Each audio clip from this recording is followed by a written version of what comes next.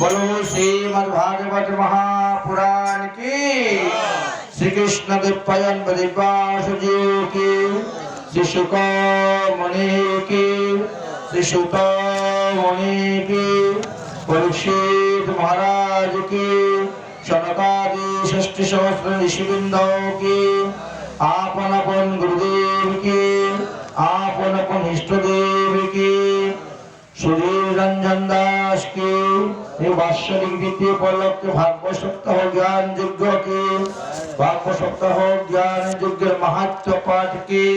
जय जय श्री राधेश्याम निताय गौर हरि हरि बोल। सुधी भक्तबृंदगण, आज আমরা শ্রীমদ্ ভাগবত মহাপুরাণের महत्व कथा आस्वादन करार जन्य सबाई एखाने समवेत हयेछि। महत्व अर्थात लाभ, कोनो किछु करते गेले सबाई देखे आगे एटा करले आमार की लाभ होबे। व्यवसा बाणिज्य आदि जा किछुई करते जाय ना केन आगे लाभटा देखे तारपरे गिये सेई काजे अंशग्रहण करे। तो এই ভাগবত কথা শ্রবণ করলে কি লাভ হবে সেই বিষয় নিয়ে আজকে আমাদের আলোচনা। কেন ভাগবত সপ্তাহ জ্ঞান যজ্ঞ করা হয়েছে, কে কে এই ভাগবত কথা শ্রবণ করে উদ্ধার হয়ে গেছে, কলিযুগের কত বছর বয়স থেকে ভাগবত কথা আরম্ভ হয়েছিল, এই সমস্ত বিষয়বস্তুগুলি আজকে জানতে পারবেন। তখন ভাগবত কথা শ্রবণে রুচি আসবে, সুযোগটা বের করার চেষ্টা করা হবে। তাহলে যাই আমরা গিয়ে একটু হরি কথা শ্রবণ করি। তো এই জন্যই প্রথমেই মাহাত্ম্য পাঠ। আসুন আমরা শ্রীমদ্ भागवत महापुराणेर महत्व कथा आलोचना प्रसंगे पद्मपुराण उत्तरखंडे जेभावे वर्णित आछे 6टी अध्यायेर माध्यमे तार मध्य प्रथम अध्याय प्रथम नम्बर श्लोक थेके आमरा आरम्भ करब। এই अध्याय देवर्षि नारद एवं भक्ति देवीर साक्षाৎ হয়েছিল। তারা উভয়ে কে কি কথাবার্তা বলেছিলেন, প্রশ্ন উত্তর আদি করেছিলেন, তাদের সমস্যা কিভাবে সমাধান হয়েছিল আমরা সেই প্রসঙ্গের কথা আলোচনা করব। তার আগে প্রত্যেকই আমরা আমাদের নিজ নিজ ইষ্ট দেবতার প্রণামটা সেরে নেই। যে কোনো গ্রন্থ, যে কোনো শুভকর্ম আরম্ভ করতে গেলে প্রথমে মঙ্গলাচরণ করতে হয়। গ্রন্থের আরম্ভে করি মঙ্গলাচরণ, গুরু বৈষ্ণব ভগবান তিনের স্মরণ, তিনের স্মরণে হয় বিঘ্ন বিনাশন, অনায়াসে হয় নিজ বাঞ্ছিত পূরণ। তাই ভাগবতের মঙ্গলাচরণ করতে গিয়ে আমরা প্রথম শ্লোকটি আলোচনা করব। সচিদানন্দ রূপায় বিশ্ব उत्पत्तादिहे कवे तापत्रय विनाशाय श्रीकृष्णाय वयं नमः। भगवान हलेन सच्चिदानंद, তিনি হলেন পরিপূর্ণতম সৎপুরুষ, পরিপূর্ণতম চিৎপুরুষ এবং পরিপূর্ণতম আনন্দ পুরুষ। এই জন্য ভগবানকে বলা হয়েছে সচ্চিদানন্দ। বিশ্ব উৎপত্তি হেতবে এই বিশ্বের যা কিছু আছে স্থাবর জঙ্গমাদি চরাচর সব ভগবত ইচ্ছাতেই উৎপত্তি হয়েছে, অর্থাৎ সৃষ্টি হয়েছে, সৃজন হয়েছে। তিনার ইচ্ছাতেই বিনাশ প্রাপ্ত হয়, অর্থাৎ লয় প্রাপ্ত হয়। সৃষ্টি স্থিতি পালন এই তিনটি কাজ করার জন্য ভগবান নিজেই তিনটি গুণে বিভক্ত হয়ে সত রজ তম তিন গুণের দ্বারা ব্রহ্মা বিষ্ণু মহেশ্বর রূপে কার্য করে যাচ্ছেন। এই জন্য বলা হয়েছে বিশ্ব উৎপত্তি হেতবে। কোনো কিছু উৎপত্তি করতে গেলে, কোনো কিছু সৃষ্টি করতে গেলে তিনটি শক্তির প্রয়োজন হয়। প্রথম শক্তির নাম হলো ইচ্ছা শক্তি, দ্বিতীয় শক্তির নাম হলো জ্ঞান শক্তি, আর তৃতীয় শক্তির নাম হলো ক্রিয়া শক্তি। ইচ্ছা শক্তি জ্ঞান শক্তি যদি একত্রিত না হয় তাহলে ক্রিয়া শক্তিটা উৎপন্ন হয় না। এই জন্য প্রথমে ইচ্ছা শক্তির কথা বর্ণন করলেন। ভগবান যখন নিজেই ইচ্ছা করলেন আমি এক হইতে বহু হইব, আমি অনন্ত কোটি ব্রহ্মাণ্ড সৃষ্টি করব, প্রত্যেকটি ব্রহ্মাণ্ডতে জীব সৃষ্টি করব, আর আমি আমার ভক্তের সঙ্গে লীলা করব। ভক্ত বিনোদার্থম মে করুমি বিবিধ ক্রিয়া, আমার ভক্তদেরকে আনন্দ দেওয়ার জন্য আমি বিভিন্ন প্রকার খেলা করব। শ্রীকৃষ্ণের যতক লীলা, শ্রীকৃষ্ণের যতক খেলা সর্বোত্তম নরলীলা, নরবপু তাহার স্বরূপ, গোপবেশ বেণুকর নবকিশোর নটবর, নরলীলার হয় অনুরূপ। তাই ভগবান নরলীলার অনুরূপ লীলা করে। মনুষ্য দেহমাশ্রিতম, ভগবান মনুষ্যের মতন দেহ ধারণ করে এসে ভক্তের সঙ্গে লীলা করে যাচ্ছেন। তাই বিশ্ব উৎপত্তি হেতবে, এই বিশ্বের উৎপত্তি হলেন তিনি। সেই অনাদির আদি গোবিন্দ কে যদি আমরা প্রণাম করি তাহলে কি হবে? বলছেন আমাদের তিতাব জ্বালা নিবারণ হবে। ত্রিতাপ মানে তিনটা তাপ, আদি দৈবিক, আদি ভৌতিক আর আধ্যাত্মিক। এই তিনটি তাপকে বলা হয়েছে ত্রিতাপ। আদি দৈবিক তাপ কাকে বলা হয়? এই যে অতিরিক্ত ঝড় বৃষ্টি, বন্যা, ফ্লাড হয়ে যাচ্ছে, ভূমিকম্প, বজ্রপাত, উল্কাপাত, খুব খরা অথবা খুব বর্ষা, এইগুলো তো দৈব যুগে, আপনার হাতেও নেই, আমার হাতেও নেই। এই জন্য এই যে তাপ, একে বলা হয় আদি দৈবিক। যারা ভগবৎ চরণে শরণাপন্ন হয়েছেন তারা তো সুখে দুঃখে সমচিতা, তারা ভগবানের উপর সব ছেড়ে দিয়েছেন। এই আদি দৈবিক তাপ তাদেরকে বিচলিত করতে পারে না। আদি ভৌতিক অর্থাৎ ভূত প্রেত আদি অপদেবতা হইতে যে ভয়, হিংস্র প্রাণী, সর্প, বাঘ, ভালুক, চোর, ডাকাত, গুন্ডা, বদমাশ, তাদের থেকে যে উৎপন্ন হয় একে ভৌতিক বলা হয়েছে, আদি ভৌতিক। ভগবৎ চরণে শরণাপন্ন হলে ভগবান তোমাকে সর্বদা রক্ষা করবেন, সেই থেকেও রক্ষা করবেন, অতএব তোমার বিপদ। আদি দৈবিক, আদি ভৌতিক, দুটা গেল। তৃতীয় হলো আধ্যাত্মিক তাপ। এই আধ্যাত্মিক তাপকে আবার দুইটি ভাগে ভাগ করা হয়েছে, একটা হলো শারীরিক আর একটা হলো মানসিক। শারীরিক তাপ আমাদের রোগ সুখ ব্যাধি, মানসিক তাপ রোগ সুখ নেই, টাকা পয়সার অভাব নেই, বাড়ি ঘর সবকিছুই আছে, কিন্তু মনের মধ্যে শান্তি নাই, সুখ নাই, সব সময় এক অশান্তির মধ্যে, অসন্তুষ্টতার মধ্যে দিয়ে জীবনটা কাটাতে হয়।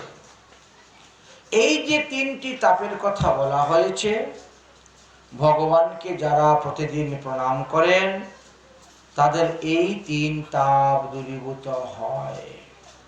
উপরন্ত শ্রীকৃষ্ণস্য প্রণমামি পুনর্ন ভবায়। যারা শ্রদ্ধা সহিত, ভক্তি সহিত, প্রেমের সহিত, বিধি বিধানের সহিত ভগবান শ্রীকৃষ্ণকে প্রণাম করে যান, তাদেরকে আর মাতৃগর্ভে এসে জন্মগ্রহণ করতে হয় না। একবার মাত্র ভগবান শ্রীকৃষ্ণকে কায় মনোবাক্যে যদি কেউ প্রণাম করে, তার 100 জন্মের যত পাপ আছে সমস্ত পাপ নষ্ট হয়ে যায়। এত মহিমা প্রণামে। তীর্থকোটি সহস্রাণি তীর্থকোটি শতানি চ। 1 কোটি তীর্থ যদি কেউ ভ্রমণ করে, তদ্বারা উনি যে পুণ্য ফল লাভ করতে পারবেন, ভগবানকে প্রণামের দ্বারাই সেই ফল লাভ করতে পারবেন। উপরন্তু কি বললেন? ভগবানকে প্রণাম করাও একটা যজ্ঞ। এই কলিযুগে 5টি যজ্ঞ চলবে। কি কি 5টি যজ্ঞ? নাম যজ্ঞ, হোম যজ্ঞ, জপ যজ্ঞ, যাগ যজ্ঞ, জ্ঞান যজ্ঞ, তপ যজ্ঞ, এই সমস্ত যজ্ঞ চলবে। একমাত্র অশ্বমেধ, গোমেধ, নরমেধ আদি যে সমস্ত যজ্ঞ ছিল, যজ্ঞ বাজপেয় যজ্ঞ, সত্রামিনী যজ্ঞ, এই সমস্ত যজ্ঞ কলিযুগের জন্য নিষেধ করা হয়েছে।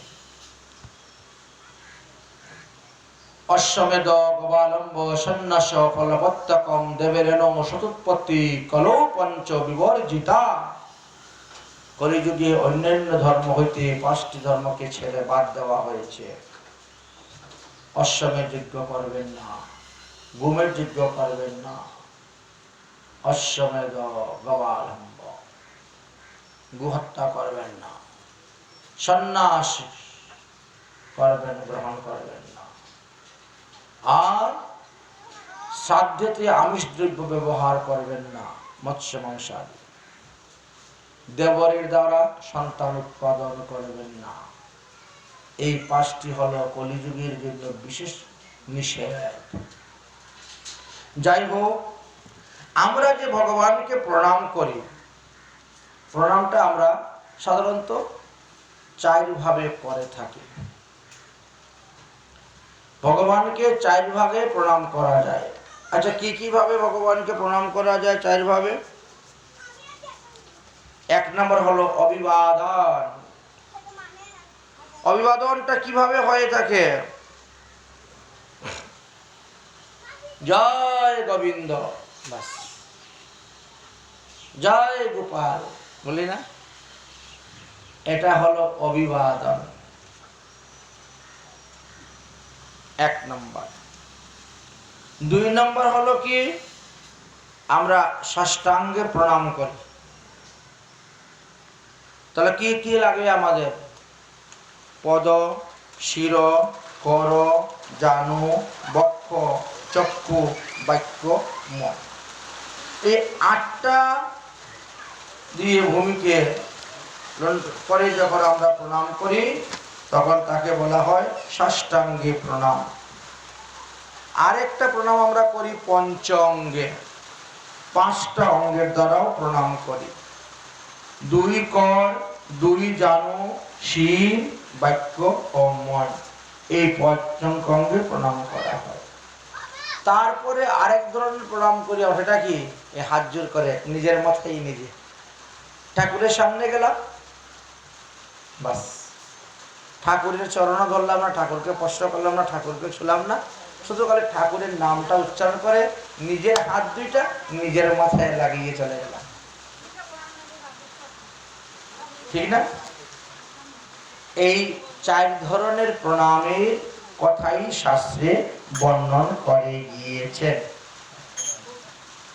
এখন বললেন, প্রণাম করার সময় যার অঙ্গের মধ্যে যত বেশি ধূলিকণা লাগবে সে তত বেশি ফল পাবে।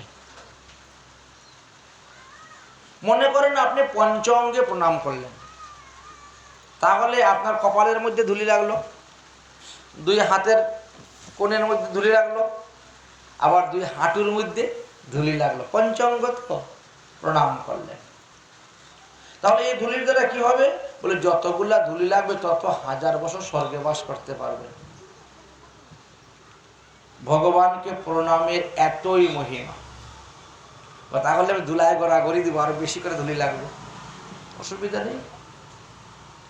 আপনি যদি সাষ্টাঙ্গে প্রণাম করে ধুলায় গড়াগড়ি দেন, আপনার শরীরে যতগুলা ধুলি লাগবে তত মন্বন্তর কাল তো নিত্য গোলক ধামে বাস করতে পারবেন। আরো বেশি মহিমার কথা বর্ণন করলেন। কৃত্য আসি বহু পাপম, মানুষ লোভের বশীভূত হয়ে, কামের বশীভূত হয়ে, ক্রোধের বশীভূত হয়ে বহুবিধ পাপ করে থাকে। দেহের দ্বারা, বাক্যের দ্বারা, মনের দ্বারা পাপ করে থাকে। এই সমস্ত পাপকে বিনাশ করার একমাত্র ঔষধ হয়েছে আমাদের ভগবান শ্রীকৃষ্ণকে প্রতিদিন প্রণাম করা। কৃত্যসি বহুব পাপং নরামোহ সমম্বিতম ন জানতি নরকং নত্বা সর্ব পাপ হর হরি। এত বড় পাপী হওয়া সত্ত্বেও তাকে নরকে যেতে হচ্ছে না। ভগবানকে প্রণাম করার এতই মহিমার কথা বর্ণন করে। শুধু যে ভাগবতেই বলেছেন এমন নয়, শ্রীমদ্ ভগবত গীতার মধ্যেও দেখতে পাবেন, সেখানেও লেখা আছে, গীতার মধ্যেও আছে,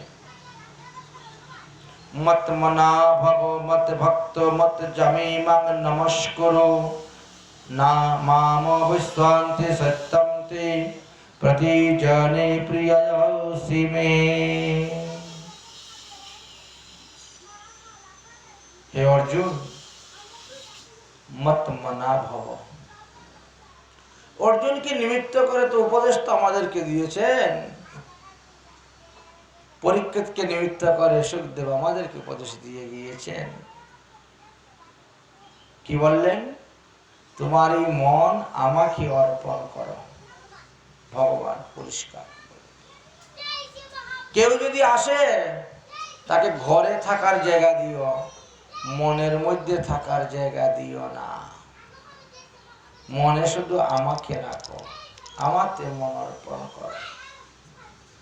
অর্জুন বলছেন, হে কেশব, মন তো বড় চঞ্চল, মন এক জায়গায় দাঁড়ায় না, মনকে ধরা যায় না। তাহলে সেই মন আমি কেমন করে আপনার চরণে অর্পণ করব? ভগবান বললেন, আমার ভক্তের সঙ্গ করো। ভক্ত সঙ্গ না করলে ভক্তির উদয় হবে না হৃদয়ে। তুমি আমার ভক্তের সঙ্গ করো, ভক্তের সঙ্গ করতে করতে করতে করতে তুমি আমার ভক্ত হয়ে যেতে পারবে। আচ্ছা, অর্জুন কি ভক্ত ছিলেন না কৃষ্ণের? ছিলেন। ভক্ত এবং ভগবানের যে সম্পর্কটা, সেটার থেকে সখ্য ভক্ত একটু বেশি ছিল। তো ভক্ত মোর মাতা পিতা বন্ধু পুত্র ভাই, ভক্ত বিনা ভগবানের দ্বিতীয় আর কেউ নেই। ভক্ত সঙ্গ করতে করতে ভক্ত হওয়া যায়। প্রভু, যদি আমার মন আপনাকে না দেই, যদি আপনার ভক্তের সঙ্গ আমি না করতে পারি, মন দিতে পারলাম না, ভক্ত সঙ্গ করতে পারলাম না, তাহলে কি প্রভু তোমাকে পাবো না? হ্যাঁ, আরেকটা উপায় আছে আমাকে পাওয়ার। মত জামি, তাহলে তুমি আমার পূজা করো। আমি সর্বদেবময়। গাছের গোড়াতে জল দিলে যেমন সমস্ত গাছ সতেজ থাকে, শিকড় থেকে আরম্ভ করে ফুল ফল পাতা পর্যন্ত, ঠিক তেমনি ভাবে আমার পূজা করলে মহাদেবাদি সমস্ত দেব দেবীগণ সন্তুষ্ট থাকে। পৃথক পৃথক ভাবে আর অন্য কারো পূজা করার প্রয়োজন হবে না। মত জামি, আমার পূজা কর। প্রভু তোমার পূজা করতে তো অনেক কিছু লাগে, এত কিছু এখন পাবো কোথায়? কুরুক্ষেত্রে যুদ্ধের মাঠের মধ্যে বেশি কিছু লাগে না তো। পত্রম পুষ্পম ফলম তুয়ম যেমে ভক্তি প্রয়শ্চতি। কেউ যদি ভক্তির সহিত এক গণ্ডূষ গঙ্গার জল, একটা তুলসী পাতা আমাকে দান করে, এতেই আমি তার কাছে ঋণী হয়ে যাই। সেই ভক্তের ঋণ শোধ করার জন্য তার পিছনে পিছনে আমি দৌড়ি।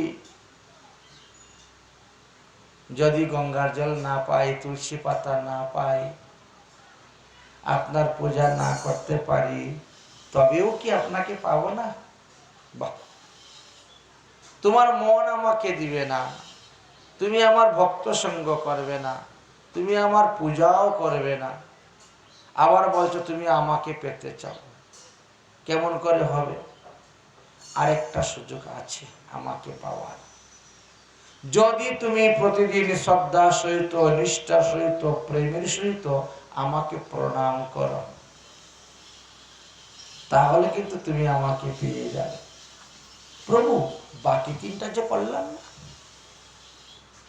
চারটার কথা তো বললেন, চারটার মধ্যে আমি তিনটা বাদই দিয়ে দিলাম, শুধু একটা করলাম, বাকি তিনটা যে করলাম না, তাহলে বলে বাকি তিনটা না ধীরে ধীরে চলে আসবে। আগে প্রণাম থেকে আরম্ভ করো, দেখবে বাকি তিনটা ধীরে ধীরে চলে আসবে।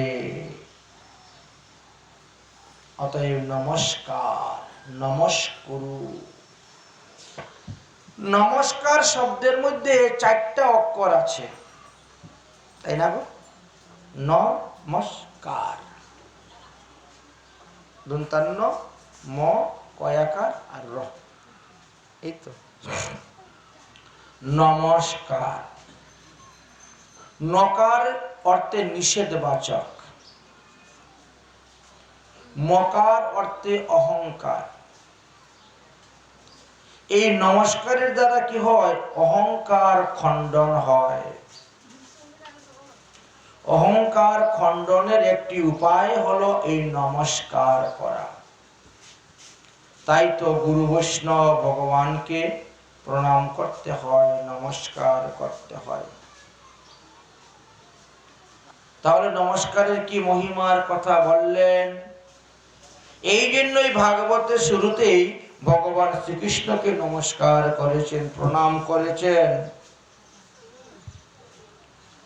কৃষ্ণ জিনকা নাম হে, গোকুল জিনকা ধাম হে, কৃষ্ণ জিনকা নাম হে, গোকুল জিনকা ধাম হে, এই কি ভগবান কো বার বার প্রণাম হে, এই কি ভগবান কো বার বার প্রণাম।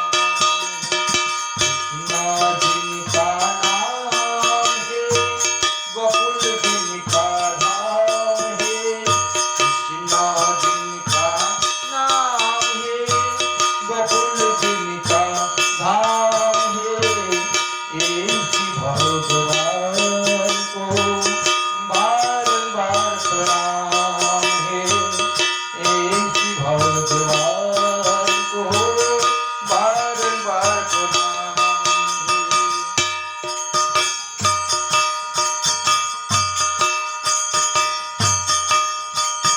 यशोदा जिनका मैया है, नंद जो का भैया रे, यशोदा जिनका मैया रे, नंद जो का भैया रे, ऐसी लीलाधाम को बार बार प्रणाम है, ऐसी श्री गोपाल को बार बार प्रणाम है। जिनका नाम है, गोकुल जिनका धाम है, ऐसी भगवान को बार बार प्रणाम है।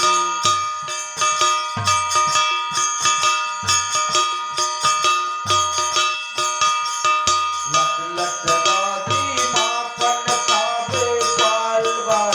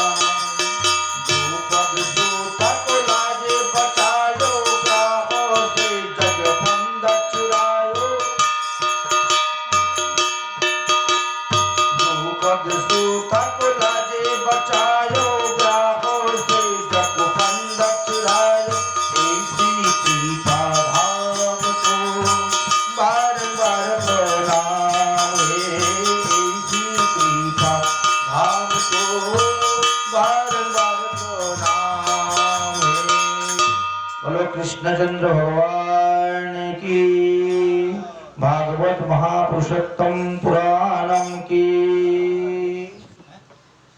তাহলে ভগবান শ্রীকৃষ্ণকে প্রণাম করলে কি লাভ হয় দেখলেন? সেই ভগবান শ্রীকৃষ্ণই ভাগবত রূপী মহাসমুদ্রের মধ্যে প্রবেশ করে আছেন, শ্রীমদ্ ভাগবত মহাপুরাণের মধ্যে অবস্থান করতেছে। তাই ভাগবতকে প্রণাম করলে, তুলসীকে প্রণাম করলে, গঙ্গাকে প্রণাম করলে আর ভক্তদেরকে প্রণাম করলে ভগবান অত্যন্ত প্রীতি হয়ে থাকেন। কারণ এই চারটি স্থানে ভগবান সর্বদা অবস্থান করেন। ভাগবত এমন একটি গ্রন্থ, ভাগবতে পুজিলেই কৃষ্ণের পূজা হয়। ভাগবত পঠন পাঠন ভক্তি রসময়। ভাগবত পাঠ করলেই ভক্তির উদয় হয়, ভাগবত পূজা করলেই শ্রীকৃষ্ণের পূজা করা হয়, ভাগবতকে পরিক্রমা করলেই শ্রীকৃষ্ণকে পরিক্রমা হয়। এই জন্য দেখেন না, পাঠের আগে পুজো করতে হয়, ভোগ লাগাতে হয়, আরতি করতে হয়, তারপরে শুরু করতে হয়। এগুলো সাধারণ গ্রন্থ নয়। ভাগবত এমন এক গ্রন্থ যা জীবিত অবস্থায় মানুষকে মুক্তি দান করে, এমন এক গ্রন্থ। আচ্ছা, আমরা তো এতক্ষণ ভগবানের প্রণামের মহিমার কথা শ্রবণ করলাম, আর আমরাও সবাই কম বেশি ভগবানকে প্রণাম করি প্রত্যেক দিনই। কিন্তু এত দণ্ডবোধ প্রণাম করা সত্ত্বে কই আমাদের তো তিতাব জ্বালার নিবারণ হচ্ছে না। এতক্ষণ ভাগবত কথা শ্রবণ করার পরে অনেকের মনের মধ্যে কিন্তু এরকম একটা প্রশ্ন জাগতেছে যে ভাগবতের এত এত মহিমার কথা, মাহাত্ম্যের কথা বর্ণন হয়েছে, কিন্তু কই আমার তো দেখি কোনো পরিবর্তন হচ্ছে না। আমি তো প্রতিদিনই ভগবানকে প্রণাম করি, কই আমার দিকে তিতাব জ্বালা কমে না, আরো দিন দিন তিতাব জ্বালা বেড়েই যাচ্ছে, বেড়েই যাচ্ছে। বলছে তাহলে মনে হচ্ছে আপনার কোথাও কোনো ক্ষুদ্র অপরাধ লুকিয়ে আছে, যে অপরাধের কারণে দণ্ডবতে প্রণামের ফল আপনি লাভ করতে পারছেন না। আচ্ছা, কি কি কারণে আমরা দণ্ডবত করলে সত্ত্বেও, প্রণাম করা সত্ত্বেও আমাদের লাভ হয় না, অর্থাৎ কল্যাণ হয় না? এই বিষয়ে কি সিদ্ধান্ত দিয়েছে? জন্ম প্রবৃত্তি কশ্চিৎ পুমান বৈ ধর্ম আচরে সর্বং তৎ নিষ্ফলং জানতি একহস্তে অবিবাদনম। জন্ম থেকে আরম্ভ করে এই পর্যন্ত আপনি যতগুলা পুণ্যকর্ম করেছেন, যদি এক হস্তে কখনো কাউকে প্রণাম করেন, সমস্ত পুণ্য শূন্য হয়ে যাবে। আমাদের সনাতন ধর্মে এক হস্তে দণ্ডবত প্রণামের কোনো বিধানই নাই। তাই কখনো কাউকে এক হস্তে দণ্ডবত প্রণাম করবেন না, সে দেবতা হোক আর মনুষ্য হোক,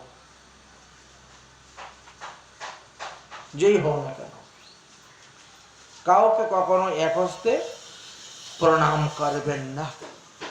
এটি হলো আমাদের প্রথম ভুল।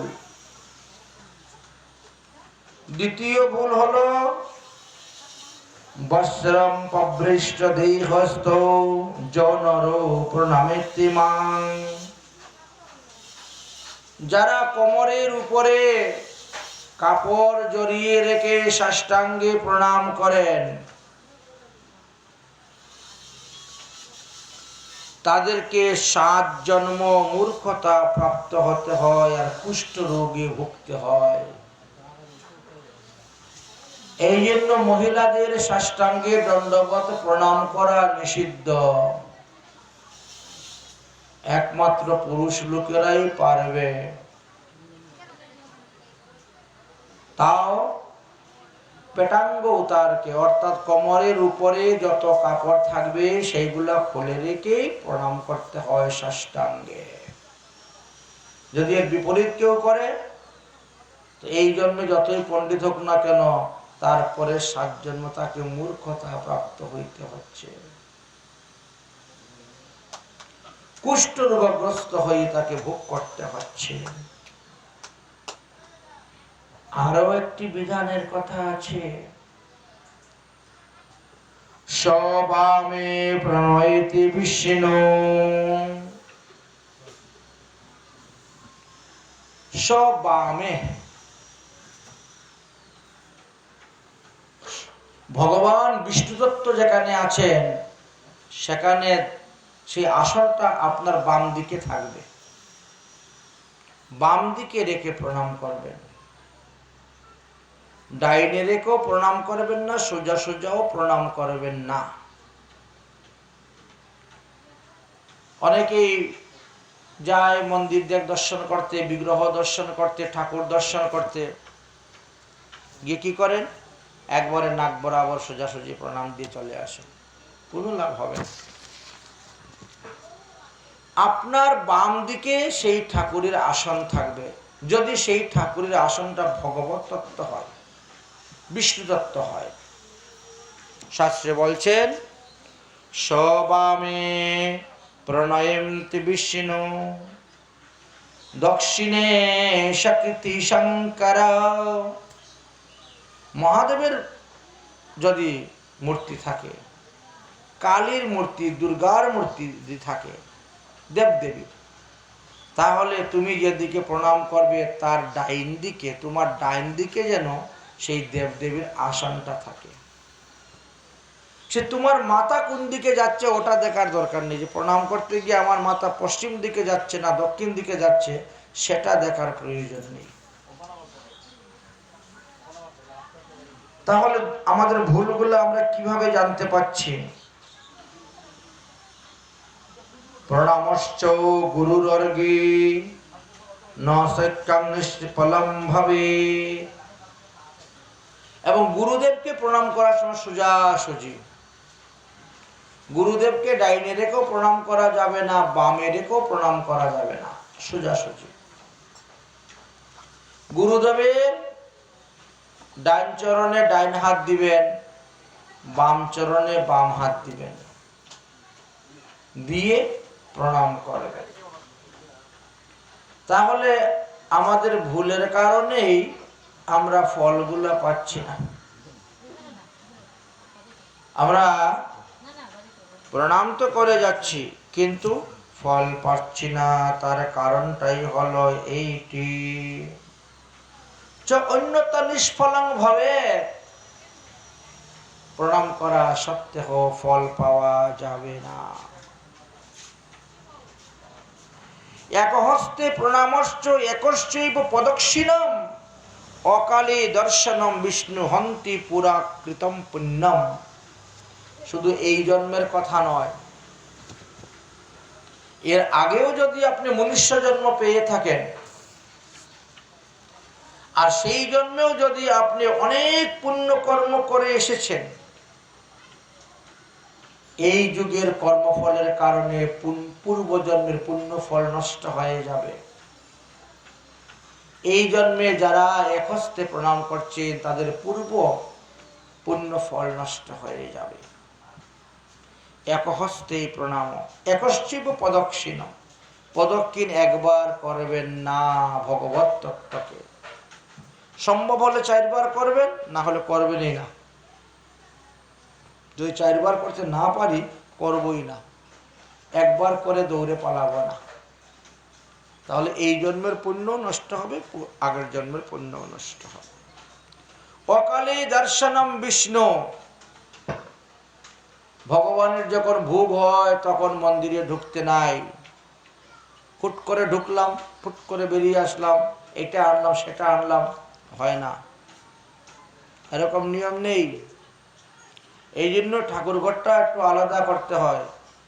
মানুষ তখন ঠাকুর ঘরে শোয়ার ঘর সব এক করে নেয়, জায়গা নেই, কি করবে? তো সেখানে অপরাধগুলা বৃদ্ধি হইতে থাকে। ভগবানের স্নান যখন করানো হয় তখন পূজারী আর ভগবানের দ্বিতীয় অন্য কেউ দর্শন করবে না, এবং ভগবানের যখন নিদ্রা দেওয়া হয়ে যাবে তখনও আর সেইখানে গিয়ে কোনো কাজ করা যাবে না। এই তিনটি সময়ের আমাদের জন্য এটা অকাল। ভগবানের স্নান, ভগবানের ভোজন আর ভগবানের শয়ন, এই তিনটি সবার দর্শনের অধিকার নাই, সবার প্রবেশের অধিকার নাই, সবাই যেতে নিষেধ আছে। কিন্তু যদি যায় তাহলে তার এই জন্মের পুণ্য নষ্ট হবে, আগের জন্মের পুণ্য নষ্ট হবে। আরো একটা দোষ আমাদের আছে, সেটা কি? সবায়াং যজ্ঞশালায়াম দেবায়াম তনুশ্রীবাপি। কোন সভাতে গেলে পরে আমরা কি করি? সবাইকে প্রণাম করতে শুরু করে দিই। উনাকে প্রণাম করে, উনাকে প্রণাম করবো, উনাকে প্রণাম করে, উনাকে প্রণাম করবো, একেবারে নিষেধ। শাস্ত্রে বলছেন, ভাগবত আসরে বসেছেন, পাঠে শ্রবণে বসেছেন, সবায়াম, একটা মাত্র প্রণাম হবে, একটা প্রণাম করে বসে যাবে। এর দ্বারাই ভক্ত ভগবান আদি সবার প্রণাম হয়ে যাবে। পৃথক পৃথক ভাবে কারো পায়ে ধরে প্রণাম করবেন না। যদি করেন এই জন্মের পুণ্য নষ্ট হবে, আগের জন্ম পুণ্য নষ্ট হবে। সবায়াম, যজ্ঞশালায়াম, যজ্ঞশালার ভিতরে প্রণাম করা নিষিদ্ধ। দেবালয়, যেখানের ভিতরে, যে মন্দিরের ভিতরে বিগ্রহ প্রতিষ্ঠা করা হয়েছে সেই মন্দিরের ভিতরকে গর্ভ মন্দির বলা হয়। ওই গর্ভ মন্দিরে প্রণাম করতে নাই, প্রণাম বাইরে এসে করতে হয়। মন্দিরের ভিতরে প্রণাম করা নিষিদ্ধ, হোম করা নিষিদ্ধ, জপ করা নিষিদ্ধ, সন্ধ্যা আহ্নিকাদি করাও নিষিদ্ধ আছে, বাইরে বসে করতে হয়। পুণ্যক্ষেত্র পুণ্যভূম শ্রদ্ধায়াম সময়ে তথা শ্রদ্ধায়াম। কেউ বসে গীতা পাঠ করতেছে, ভাগবত পাঠ করতেছে, তাকে দূর থেকে প্রণাম করবেন, তার পায়ে ধরে প্রণাম করবেন না। শ্রদ্ধায়াম, গীতা পাঠ, ভাগবত পাঠ, বেদ পাঠ, পুরাণ পাঠ, শ্রদ্ধায়াম। মানুষ বেশি পুণ্য নেওয়ার জন্য ছুটে চলে আসে পায়ে ধরার জন্য, তারপরে এই জন্মটাও গেল, আগেরটাও গেল, দুটাই নষ্ট হয়ে যায়। প্রত্যেকম নমস্কার হন্তি পুণ্যং পুরাকৃতম। এই জন্য সভাতে গিয়ে প্রত্যেককে প্রণাম করতে যাবেন না, একটা প্রণাম করি চুপচাপ বসে যাবেন। এটাই হলো প্রকৃত বিধান, প্রকৃত নিয়ম। কিন্তু প্রকৃত নিয়মটা তো মানুষ জানে না। দেশাচার লোকাচার নিয়ে মানুষ দৌড়াদৌড়ি করতে শুরু করে। দেশাচার, অমুকের দেখা দেখি শিখলাম, লোকাচার। হ্যাঁ, ভগবত গীতাতে বলছেন যৎ যৎ আচরতি শ্রেষ্ঠম। আপনি দেশাচার লোকাচার শিখবেন কার কাছ থেকে? একজন শ্রেষ্ঠ ব্যক্তির কাছ থেকে শিখবেন। নিশ্চয়ই প্রত্যেকটি গ্রামে, প্রত্যেকটি জায়গায় একজন শ্রেষ্ঠ ব্যক্তি থাকে, ভালো লোক থাকে।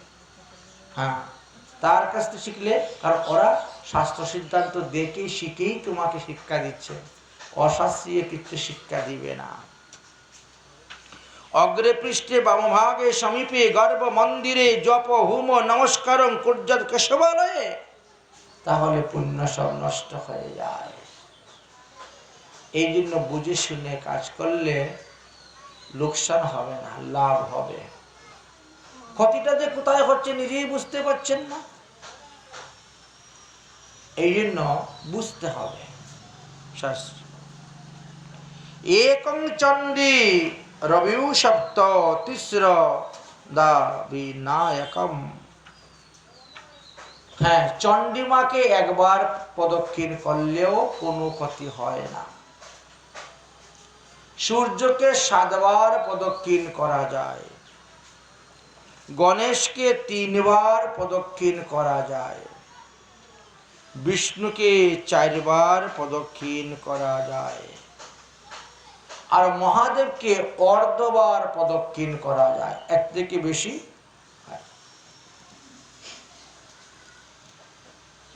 এই বিধান অনুসারে যদি কেউ করেন অবশ্যই তার তিতাব জ্বালা নিবারণ হবে, না হলে তিতাব জ্বালা নিবারণ হবে না। এতক্ষণ আমরা শ্রীমদ্ ভাগবত মহাপুরাণের মাহাত্ম্যের প্রথম অধ্যায়ের 1 নং শ্লোকের আস্বাদন করলাম। এবার আমরা 2 নং শ্লোক আস্বাদন করব। জং প্রজন্তমনুপেতমুপেতি কৃত্তা দৈপায়ন বিহরকাতরজুহাব পুত্রেতি তন্ময়া তরভোরনিবেশো তং সর্বভূতহৃদয়ং মুনিমহানাতয়স্মি। বলো সুখদেব গোস্বামী পাদ কি জয়। এই শ্রীমদ্ ভাগবত মহাপুরাণটা সুখদেবের মুখের দ্বারাই বর্ণিত হয়েছে। ব্যাসপুত্র সুখদেব এত ত্যাগী ছিলেন যে জন্মগ্রহণ করার পরে উপনয়ন সংস্কারেরও সময় পর্যন্ত তিনি গৃহে ছিলেন না। আমাদের জন্ম হইতে মৃত্যু পর্যন্ত 16টা সংস্কার, তো 16 সংস্কার, কোনো একটা সংস্কারের মধ্যেও তিনি প্রবেশ করলেন।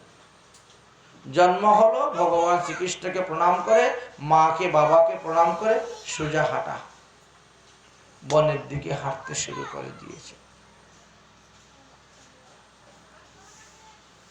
তাই বলছে সুখদেব গোস্বামী যখন উপনয়ন সংস্কার হয়নি, লৌকিক বৈদিক সমস্ত ক্রিয়া অনুষ্ঠানের বাকি ছিল, এমত অবস্থায় তিনি সন্ন্যাস আশ্রম গ্রহণের সংকল্প নিয়ে গৃহত্যাগ করে উদ্ধৃত হয়ে চলে যাচ্ছেন।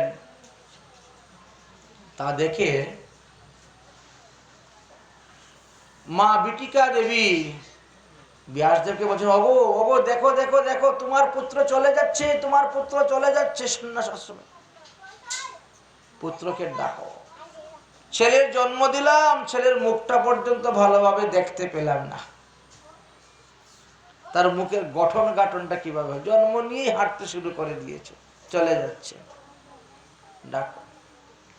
ব্যাসদেব ডাকছেন, পুত্র রে পুত্র রে, দাঁড়াও দাঁড়াও।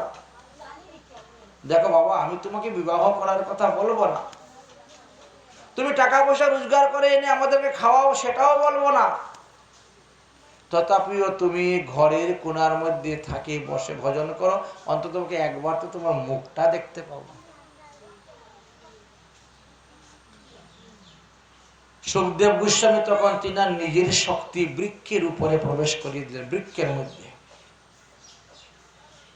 বৃক্ষরা প্রতিধ্বনি রূপে বলছে, চলে যান, আপনি গৃহে ফিরে যান, আপনার পুত্র জগতের কল্যাণের জন্য যাচ্ছে,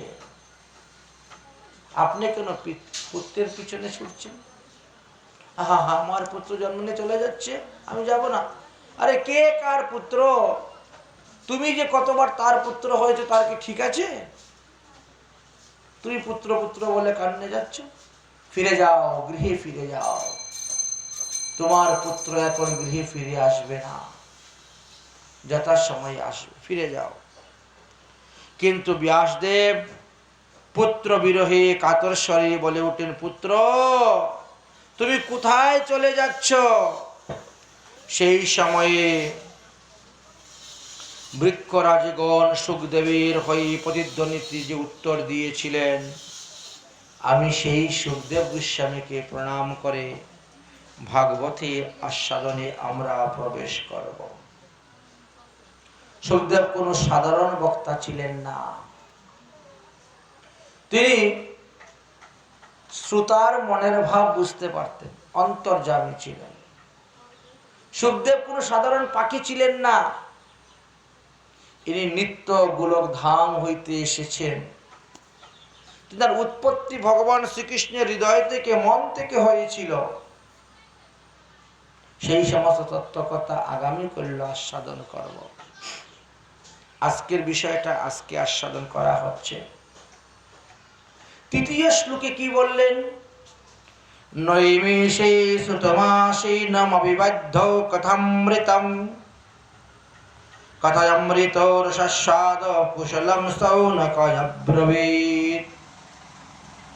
নৈমিষারণ্য এটি একটা স্থানের নাম। আমাদের ভারতবর্ষের মধ্যে উত্তরপ্রদেশ নামে যে প্রদেশ আছে, সেই উত্তরপ্রদেশের মধ্যে সীতাপুর নামে একটি জেলা আছে। সেই জেলার অন্তর্গত নৈমিষারণ্য নামে একটি তীর্থস্থান আছে। নৈমিষারণ্য কিভাবে উৎপত্তি হয়েছিল?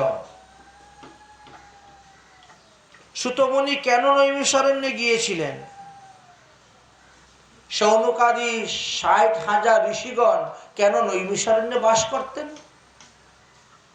অনেকগুলি প্রশ্ন আমাদের মনের মধ্যে জাগে। আসুন আমরা সেই নৈমিষারণ্যের কিছু কথা আস্বাদন করি। শৌনকাদি ৬ষ্ঠ সহস্রাণী ঋষিগণ যখন দেখলেন ভগবান শ্রীকৃষ্ণ নিত্যধামে চলে গেছেন, কলিযুগের আরম্ভ হয়ে গেছে, কলি মহারাজের উৎপাত শুরু হয়ে গেছে, তারা চিন্তা করলেন এই কলির হাত থেকে রক্ষা পাওয়া বড়ই মুশকিল। যদিও আমরা সাধন ভজন করতেছি কলির হাত থেকে রক্ষা পাওয়া যায়, কিন্তু দিবে না। কারণ এই কলিযুগে ৩ পাদ অধর্ম আর ১ পাদ মাত্র ধর্ম। আমাদেরকে অন্য কোনো উপায় করতে হবে। কি উপায় করব কলির হাত থেকে রক্ষা পাওয়ার জন্য? অনেক চিন্তাধারা করে সমস্ত ঋষিগণ। তারা প্রত্যেকে নিজ নিজ তপস্যা বলে ব্রহ্মলোকে চলে গেলেন, ব্রহ্মার নিকটে। ব্রহ্মাকে দণ্ডবতে প্রণাম করে বলছেন, পিতামহ ব্রহ্মা, কলির হাত থেকে আমাদেরকে রক্ষার কোন উপায় থাকলে বলুন, যাতে আমরা সাধন ভজন করতে পারি, যাতে তপস্যা ভ্রষ্ট না হই, ভজন ভ্রষ্ট না হই। এমন কোন স্থান কি পৃথিবীতে আছে যে যেই স্থানে বাস করলে পরে কলি সেখানে প্রবেশ করতে পারবে না, কলির দৃষ্টি আমাদের উপরে পড়বে না?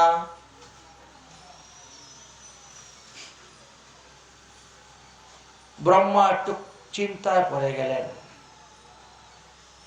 কতক্ষণ চিন্তাধারা করার পরে বললেন যে শুনো, আমি একটা চক্র সৃষ্টি করব, এটার নাম হলো মনোময় চক্র।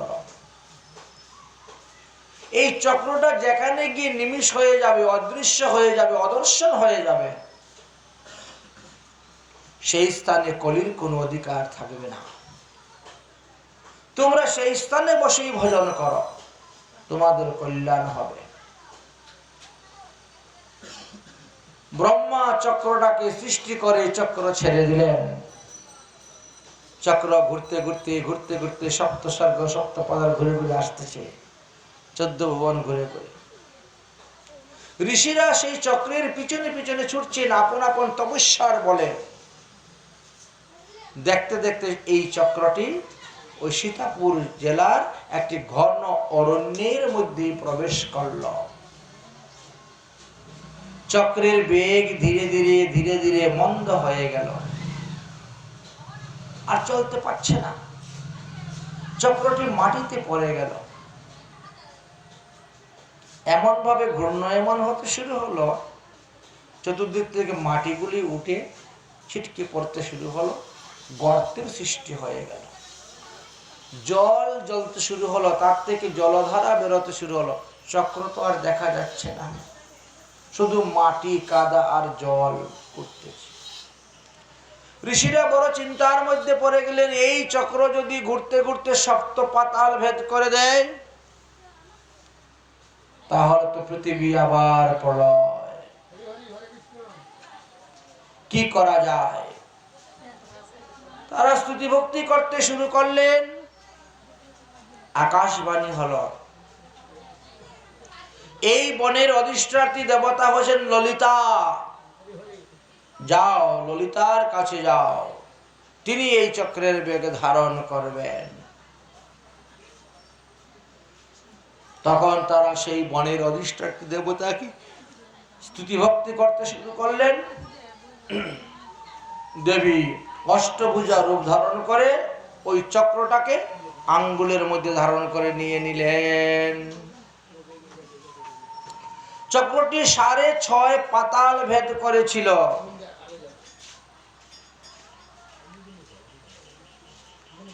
এই চক্রকুণ্ড এমনই মহিমা। সোমবার অমাবস্যা দিবসে এই চক্রকুণ্ডের উৎপত্তি হয়েছিল। তাই সোমবতী অমাবস্যাতে নৈমিষারণ্যে বিরাট মেলা হয়। 60,000 কোটি তীর্থ নৈমিষারণ্যে বাস করতেছেন।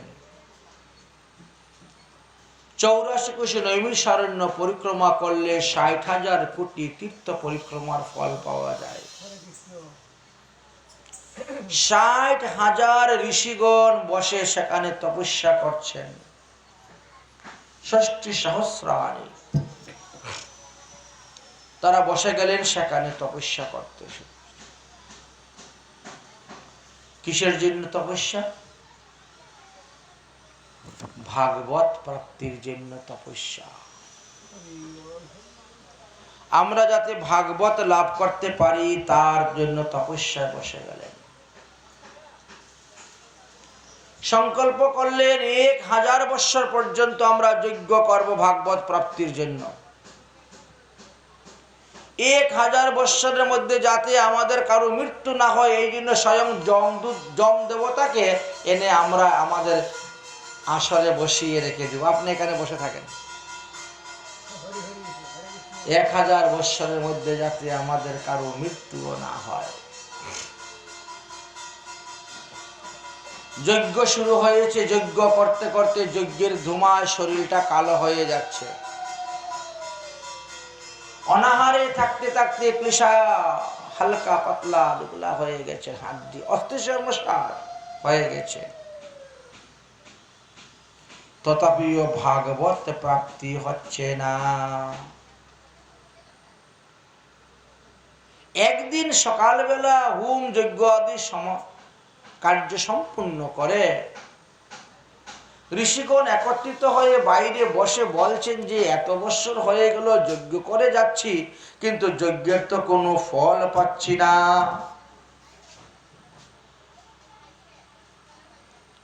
কি আমাদের কি মন্ত্রের ভুল হচ্ছে, না ক্রিয়ার ভুল হচ্ছে, না দ্রব্য দোষ আছে?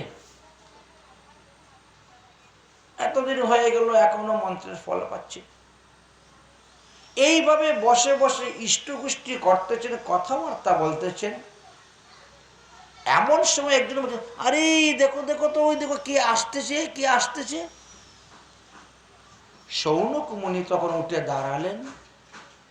দাঁড়িয়ে বলছেন, আরে এ তো সুতমুনি আসতেছেন। যেই সুতমুনির কথা বলছেন এমনি সমস্ত ঋষিগণ উঠে দাঁড়িয়ে হাত জোড় করে তিনাকে প্রণাম করতে শুরু করেছেন।